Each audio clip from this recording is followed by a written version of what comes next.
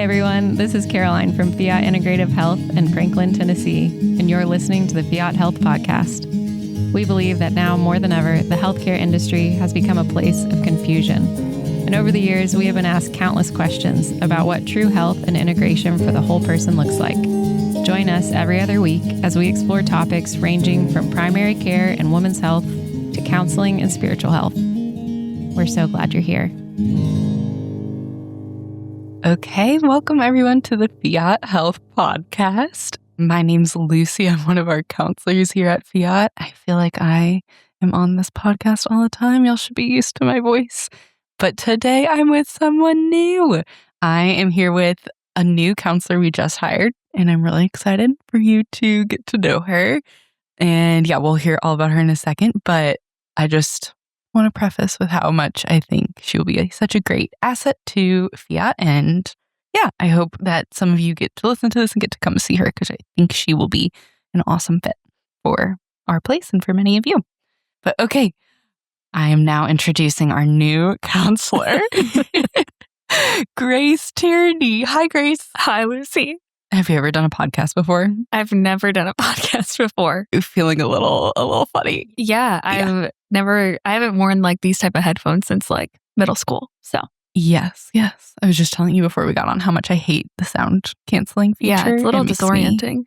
Okay, we're gonna just get to hear so much about you, and I'm excited to hear more about you. I feel like I know a good bit about you, and to let you get to brag about yourself, but also I'm sure I'll learn some new things. I'm excited. We're gonna start super simple. What drew you to counseling? Yeah. So I got introduced to counseling when I was in middle school, and I learned about kind of what counseling was and the purpose of it through a school counselor. And it was kind of like around that age in middle school that people started to talk about careers and what they wanted to do when they grew up. And the idea of being a counselor was kind of planted then. And so it was always kind of in the back of my mind. And then when I got to high school, I was able to take a psychology class, and I just fell in love with it. And I was so intrigued by everything I learned. And I just came home every day and was like spewing all the information I learned to my family. And so that prompted me to want to major in psychology. So I then went to college, majored in counseling psychology, and then went on to get my master's in clinical mental health counseling. And so all of these kind of like steps along the way just kind of reaffirmed my love for counseling and my love for psychology and just kind of like a passion for people's ability to heal. And so it just kind of felt like everything was laid out for me to pursue this career, and I couldn't love it anymore. And I feel like as you get further in the field, you get a little bit more in and in and in. And I remember saying in grad school, like, I hope I like this when I get out. I just spent a lot of time and money. But yeah, you're saying every step so far has reaffirmed that. Yes. And I've been very grateful of, the deeper I get into it, it feels like the more passionate I get about it. I think just seeing people being able to overcome things that once crushed them so much, like seeing that it's kind of hard to not, just become more passionate and more excited about how helpful it can be for some people and how truly life-changing it can be. A great advertisement for counseling. How did you get to Fiat? So I got to Fiat. I had met Caroline a few years ago while I was still a graduate student. I had emailed her and just kind of introduced myself as a local Catholic counseling student, and we had kind of stayed in touch. And I had come to some of the Fiat networking events where I met Lucy a few years ago, and I got to kind of meet some of the other local Catholic counselors and mental health service providers in the area. And kind of through that, we had stayed in touch about me potentially working at Fiat. And it was this spring that she emailed me saying that they were looking to hire a full-time counselor. And the stars just kind of aligned for it to be the perfect time for me to take the job. So, yes, I got to be in some of these like background conversations as you were interviewing and talking with her. And I remember being like, Caroline, the next counselor we hire needs to be female, ideally Catholic, and ideally sees kids. And can we please hire Grace? Well, I'm so grateful for you advocating for me. I think, like I said on here already, and probably will say 4 more times on this podcast, I think you'll be such a good fit, both for like us employees and for our people who want to see counselors. Is there anything just like, about you, any classic tell me about yourself questions that you want to throw in here? Totally. I'm originally from Michigan. I have lived in Nashville for coming up on 5 years now. Whoa, I didn't know that. Yeah, been here for a minute now. I am Catholic, and other things just about me and what I like to do. Love to be outside, love to be active. This year was the first year that I've had a successful garden. So, yes, with like blooming flowers. Wow. So that has been a major hobby this summer. Come from a kind of big family, like many Catholic people do. Yeah, that's what else could I say? Or what else would you be curious about? Tell them what you just did, speaking of time spent outside. Oh, I just hiked the Camino. Yes, I did 170 miles of it from Porto to Santiago, and it was amazing. It was so fun. I just like the process of being on a trip where it's like you wake up and all you have to do that day is walk is definitely like a different kind of trip. Whereas, I usually go on trips where it's like sightseeing and, running from one museum to the next or, like all the stress of travel and just having those days like structured where it's like, I'm going to wake up in the morning. My only job today is to walk and pray and meditate and maybe meet some new people was just really exciting and a really fruitful time. Such a slower pace. Yes. Yeah, it was such a slower way to travel as opposed to I will tend to travel and be like, I have to see everything in this city or in this town or whatever. So it was really enjoyable to just have such a time set aside to just be silent with the Lord and to also, make memories and laugh along the way too. Did you time your start date here to be able to do that? Yes, I did. I feel like that's the best way to switch jobs. Yes, it was very nice to be like, okay, I'm just off. Don't have to be stressed about what's going on at work. Yes. Something I'm really excited for people to know is that you see kids. You see adults too. You see both kind of 50-50. You love seeing both. But we don't have any counselors here that see kids. So that's new and unique. I guess, was that always the plan to see both? Or how did you come into seeing both adults and kids? Yeah, I was always curious about seeing both. Both always intrigued me. And when I was an intern, I saw both and really enjoyed both. And I kind of felt this pressure of saying, like I have to pick one, either kids or adults. And so I spent, in my time as a counselor, it's really been 50-50 I've spent a big chunk of time working only with adults and then a second big chunk of time working with elementary school aged kids. And I kind of learned through both of that I love both of these for such different reasons. And so I'm excited to be in a position where I get to work both with kids and adults and kind of use like those different counseling skills for both of them. Okay, wait, now I'm going to make you tell me why you love working with each of them for different reasons. Ooh, that's a good question. I think it just kind of works like different parts of your brain. I think with kids, it can be really fun because you have to be more creative in session. Like with a 9-year-old, you can't be like, what's bringing you in today? Because they're like, I don't know. My mom drove me here. Whereas with an adult, you can kind of say like, why are you in counseling at this time? And just kind of like cut right to the chase. Whereas with kids, it's like anything with kids, you have to be more patient and you have to be willing to kind of work with them and like sit with them as they're kind of like their little brains are processing everything that's happening. So what I love about working with kids is that like creativity aspect. And I also, one of the perspectives I really like in counseling is the family systems perspective, which really just looks at like kind of treating a whole family or not just like looking at an individual as like they're this one person, but looking at like how are the relationships around them impacting them and how are they impacting the relationships around them. And so I think working with kids is a great opportunity to do that, to really like include parents in the sessions and to kind of like work as a unit to say, like, what are kind of like the norms in your family right now that we want to keep going, and what are the norms that we kind of want to shift. So I love that aspect about working with kids. And then I think just my personality. I just love like games or like using bubbles or using some sort of like hopscotch in a therapeutic way. So I love the creativity of that. What age do you see? I'll see 6 and up. And then for adults, I think adults I really enjoy because, like, on the one hand, it's more directive and you can kind of say, like, okay, what are the goals that are bringing you in? Like, what do you want to accomplish? And you can really kind of zero in and see effective change pretty quickly, depending on, the goals of the client. Whereas with kids, it can kind of be like a longer term process of working on things for like to set them up for their future, to set their family up for the future. Whereas with adults, you get to kind of see that impact in the here and now and see it, maybe within a month or within 2 months or whatever it may be for that client. So I really enjoyed that aspect of working with adults.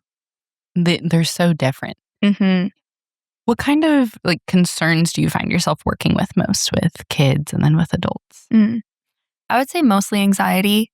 I've always really enjoyed working with anxiety, whether that be more generalized anxiety, just about, fears about every aspects of your life, or social anxiety about, mainly fears in social situations, like a fear of being negatively evaluated by people or a fear of embarrassment. Those are the kind of 2 biggest ones I see both in adults and in kids. And then I also work with trauma using EMDR, just like yourself. So I also really enjoy trauma.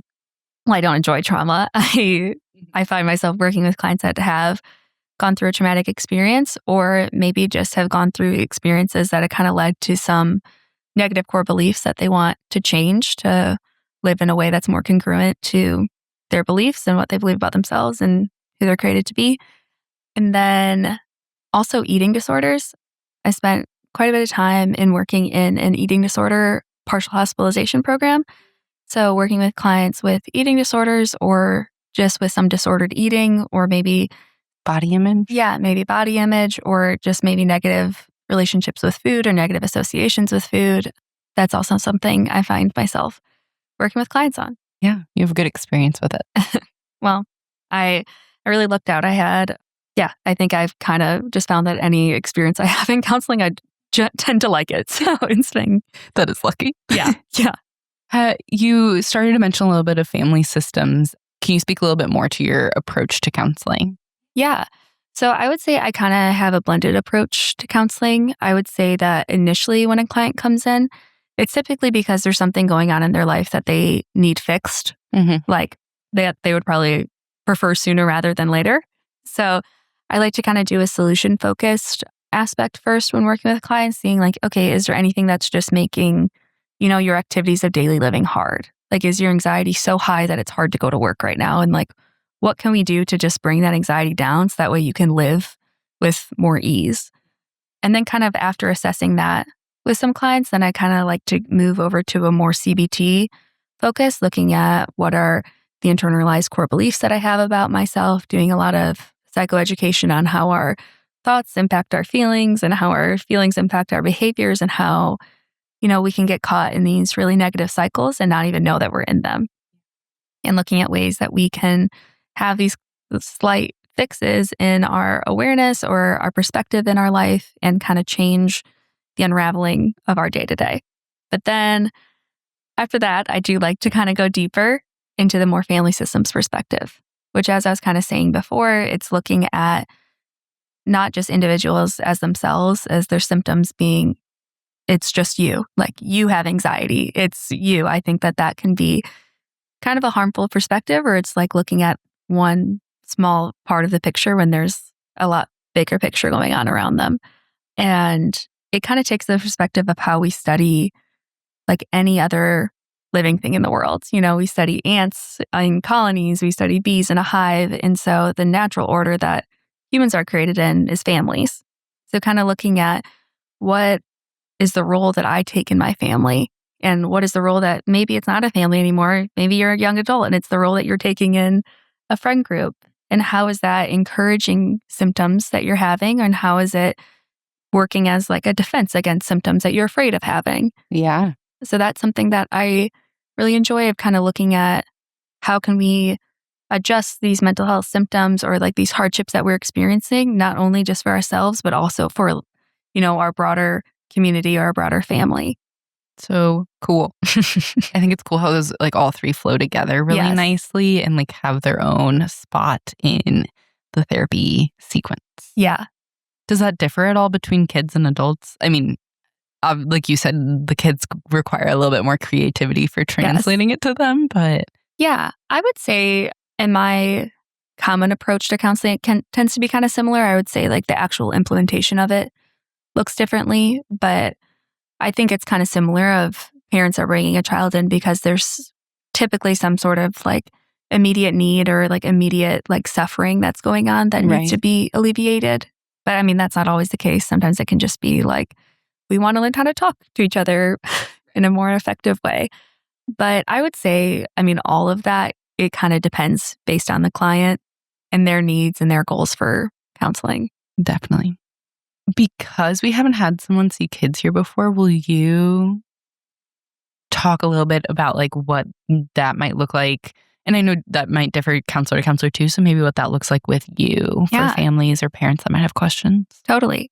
Because I come from a family systems perspective, I really like to include the family as much as possible or as much as the client would like. So it will always be up to the client how much they're included.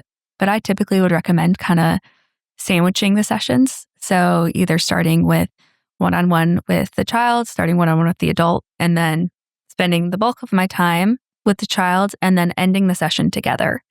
So that way it can kind of be a full circle of, this is what mom and I talked about, or this is what dad and I talked about. This is what your child and I are working on, and then kind of coming together. So it is that team approach of saying, this isn't just something that the child thinks they're just working with me on. It's something that they're also working with their parent on. I love and that. kind of having that perspective of, we're all on the same team here. Yes. Is there an age? I only see 16 and up, so I'm only thinking about my adolescence. And I'm like, is there an age where that might decrease? Yeah, I would say, I think kind of the tween years, kids start to get more private and they kind of just in general start to, there's like that switch of where like my parents are cool and I want to be around them to like my parents are embarrassing. But I think so I would say typically tween years, but with anything there can be, I'm sure there's still ways to have parent involvement there with the tweens and the teens, but might look a little different. Yeah. Interesting. Yeah. And it might be something that like kind of changes as the therapeutic process goes on. Of like, first we always want to do like individual parent time, individual kid time, and then together time. And it might change to, it's not necessary to have like just one-on-one time with the parent. That makes sense.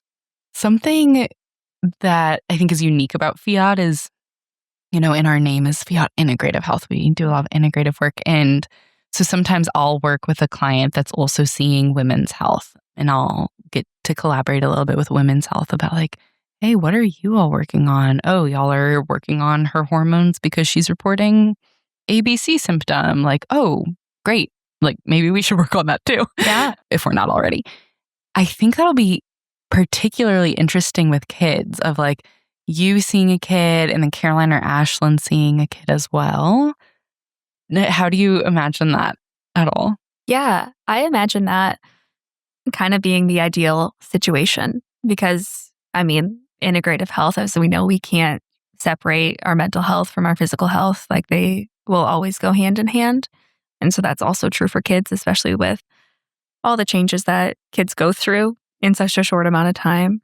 So having that opportunity to discuss and to collaborate within the clinic with other providers, I think is really effective and can just be really important for all of us to be on the same page and to come to an agreement as a treatment team about what would be most effective for that client.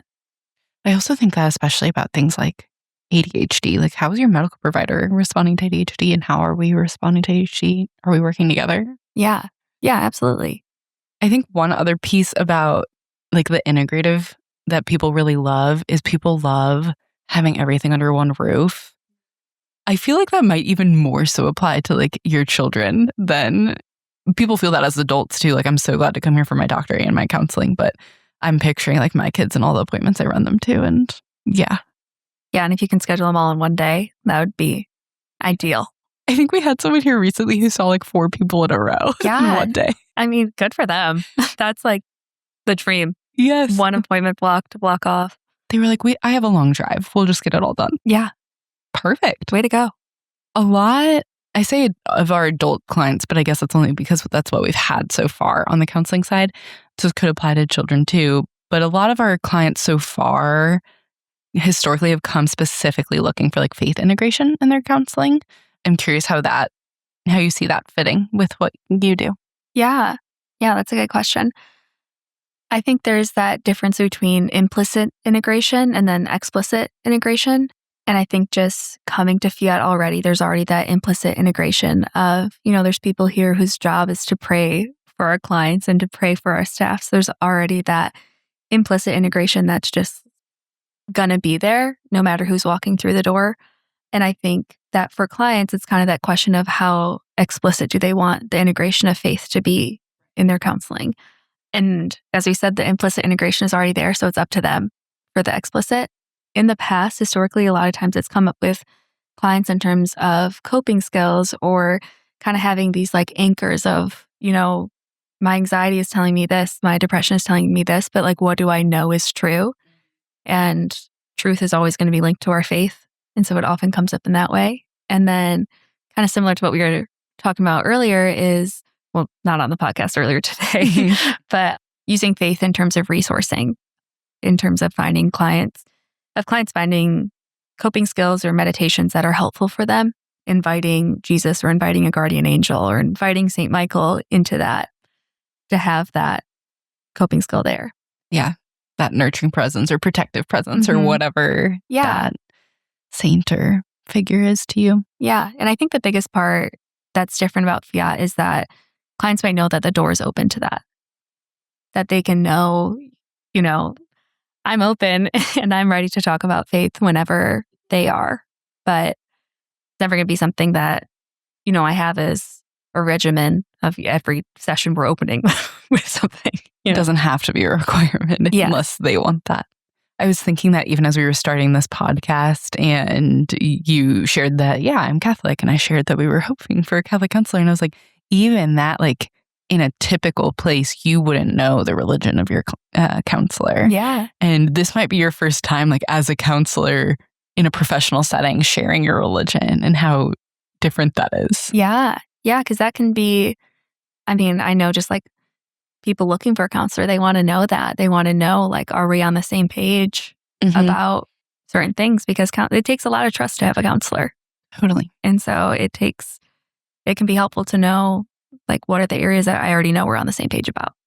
Yes. And sometimes I have people coming that are like, I just don't want to have to explain or defend the church or the specific teaching of the church that they don't want to have to explain and defend to a counselor. They want to just like know that it is understood. It saves a lot of time in your session when you don't have to do that, which time is money. Yeah, totally. Okay. If you were to give another hard question, if you were to give like a 1 to 2 sentence spiel of like who should come see you or who might be a good fit from, what would that be? That's a good question. I'd say, I really will see anybody. I'm not strict on who I see or like a requirement that they have to meet. And I'm big on, if I don't think someone's a good fit, like I want the best for them as a client. And so I'll be quick to refer and to say, hey, I think that actually, Lucy would be a way better fit for you. But I would say kind of what I was saying before about either adults or kids struggling with anxiety, wanting to kind of look deeper at the things that might be like fueling this anxiety that they're feeling, or maybe fueling depression or fueling some disordered eating or body image issues. So mainly just people who are open to a change and are willing to kind of be a bit uncomfortable, to like look at these uncomfortable things. Yeah. Perfect. Okay, Grace, I'm so glad you're here. Well, I'm so happy to be here. Yay. Okay. Hopefully you'll see her on here again in the future. Yeah, we'll see. Thanks for listening to this week's episode. To learn more, you can visit our website at fiathealth.org. If you enjoyed this episode and you'd like to help support the podcast, please subscribe to our show on your favorite podcast platform and leave us a review. This helps make the podcast easier to find. Lastly, if you'd like to reach out, ask a question, or suggest a topic for a future show, send us an email at media@fiathealth.org. God bless.